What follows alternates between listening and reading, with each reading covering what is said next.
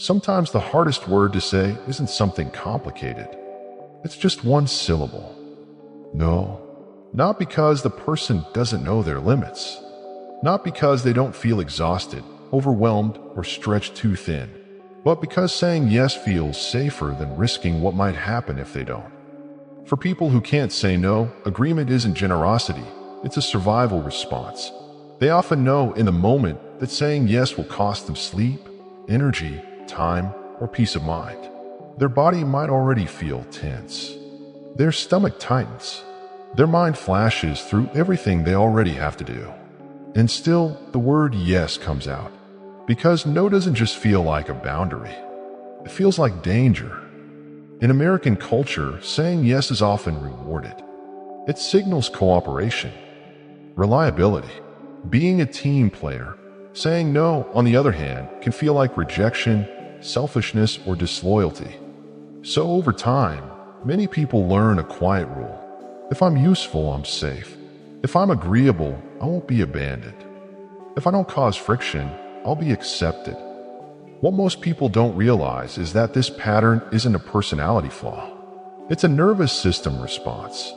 When someone grows up in environments where boundaries were ignored, mocked, or punished, the body learns that refusal leads to tension, withdrawal, or conflict. So instead of fighting or fleeing, the nervous system chooses a third option, appeasing. Saying yes lowers anxiety fast. The pressure in the chest eases. The imagined conflict disappears, at least temporarily. That relief is what locks the habit in. Over time, the brain associates agreement with safety and refusal with threat. Even neutral requests can trigger stress. Even reasonable boundaries feel emotionally dangerous. And that's when life starts to quietly shrink. Over time, this constant agreement begins to shape how a person lives. They overcommit, extra shifts, extra projects, extra favors. Their calendar fills up while their energy quietly drains away. From the outside, they look dependable, generous, easy to work with. Inside, they feel permanently behind, slightly panicked, and deeply tired. Rest stops feeling restorative because it's always interrupted by obligation. Even time off is spent anticipating the next request. Slowly, something else appears beneath the exhaustion. Resentment. Not loud anger, but a dull, simmering frustration. A sense of being taken for granted. The feeling that everyone else's needs somehow matter more than their own. And yet, when a new request comes in, the same pattern repeats. The mouth says yes before the mind fully catches up. Many people in this pattern start to believe they're bad at boundaries or just too nice. But what's really happening is more subtle. They're not choosing yes because they want to. They're choosing yes because their nervous system can't tolerate the discomfort of no. For some, this traces back to childhood roles. Being the good kid, the peacekeeper, the one who didn't cause problems. In those environments, love and approval were often conditional. You were praised for being helpful, easy, and low maintenance.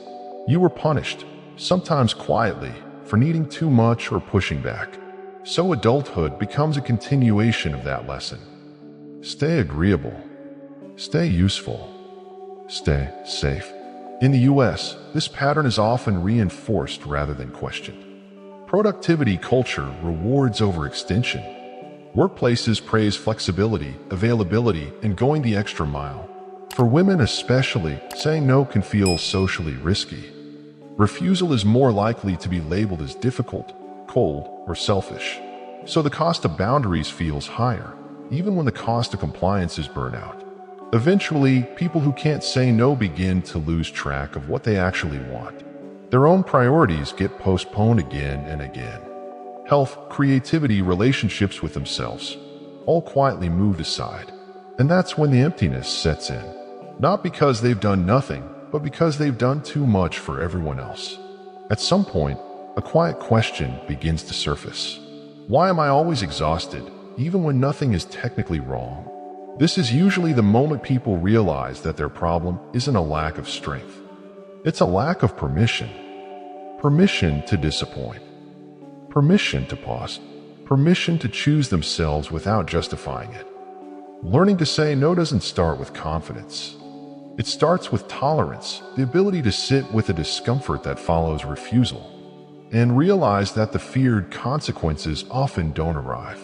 Some relationships adjust, some expectations shift, and some connections reveal that they were built on access, not care. But slowly something stabilizes. Energy returns, resentment softens, choices begin to feel intentional instead of reactive. Saying no doesn't make someone less kind. It makes their yes honest.